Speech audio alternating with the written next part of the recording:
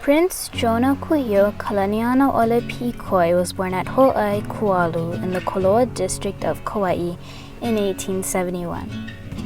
He was the youngest of 3 sons of Kauai High Chief David Kahalepouli Pīkoi and Princess Kinoiki Kekalike. His mother was a sister of Queen Kapi'olani. He was the great-grandson of King Kaumoali'i, the last king of Kauai. Kūhiō was educated at Royal and Punahou schools, where he excelled at football and track. It is reported that he was the last ali'i trained in the higher art of Hawaiian fighting called lua. Kūhiō was a master of his principles.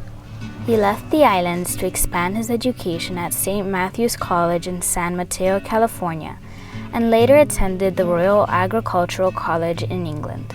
In 1893, the Hawaiian monarchy was overthrown, and Queen Liliuokalani was put under house arrest under the new provisional government. When the queen was deposed, Prince Kūhiō joined the revolutionaries and tried to restore the monarchy. He was arrested, charged with treason, and imprisoned for a year. He was then pardoned when the queen surrendered rather than have U.S. Marines kill her people in a bloody revolution. In 1896, he married Elizabeth Kahanu Ka'awai, daughter of a Maui chief, and left the islands. He traveled in Europe and South Africa, vowing never to return to a Hawaii that appeared inhospitable to Hawaiians. He fought in the British Army in the Boer War.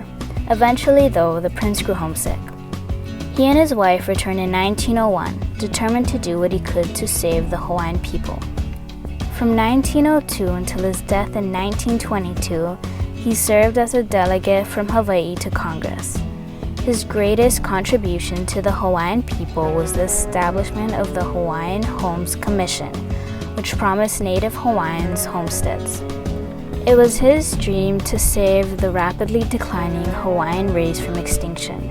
After the Queen passed in 1917, pure Hawaiians numbered about 25,000, down from an estimated 300,000 when Captain James Cook arrived here in 1778. Disease, intermarriage, and loss of lands were still destroying his people.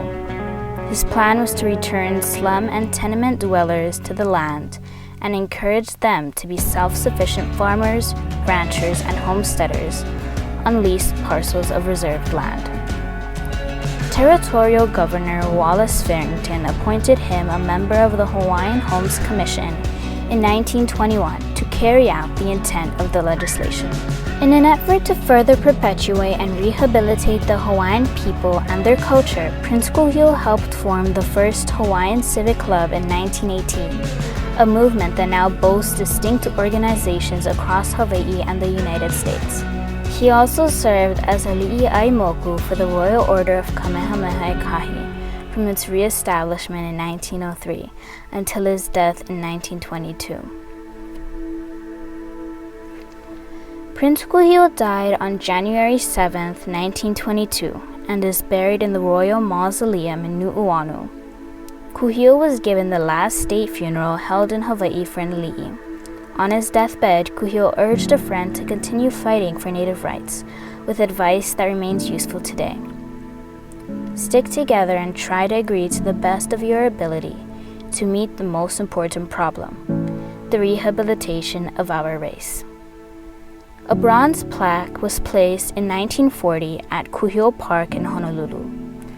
It read, "Prince by the grace of God, statesman by accomplishment, delegate to Congress by popular choice, father of the Hawaiian Rehabilitation Act."